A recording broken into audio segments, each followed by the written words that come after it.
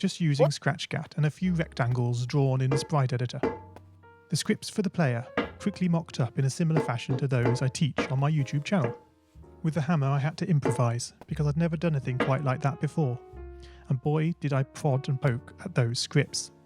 What I had imagined and the results I was achieving were hard to reconcile. The hammer and the player sprites would get stuck in the walls and ground, shake and jiggle and clip up to the top of the screen. Worst of all, when I tried the bread and butter action of lifting the player up upon the hammer, any tiny movement would throw the player into a crazy up and down motion as if bouncing upon a possessed pogo stick. Things don't always turn out as you want them to, and sometimes it's good to take a break. So, for the time being, I shelved the project, letting it slowly slip down the list of unshared projects, joining the countless multitude of unfinished, unseen projects that haunt the vast storage archives of MIT. Have you, as you've been playing this game, stopped to wonder how you can balance on a hammer that is held out to one side? It feels quite natural in game, but try it in the real world, and you'll not get your feet off the ground. No, this game is bending the rules of physics. Although I was not actively working on the project, the desire to code the game and solve the initial problems constantly played on my mind. Finally, I decided to give it another go. Research is a powerful tool. Don't just rely on what you think you know. YouTube can be a great resource for gameplay videos. Being able to pause and rewind the action is invaluable. Did you know that you can step through videos frame by frame using the angled bracket keys? My research helped to confirm many thoughts I'd been having, and also uncovered some nuances around mouse movement that had really got me stumped. All this was food for my brain, and I was super fired up to bring it all to Scratch.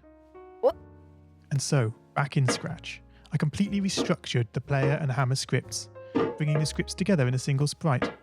This allowed the movement of the two objects to be tracked together and to move dependent on each other. Of course, in coding, as in real life, you often have to compromise. It isn't reasonable to implement a full physics engine in Scratch, but often it's enough to create a good estimate of what the player is expecting.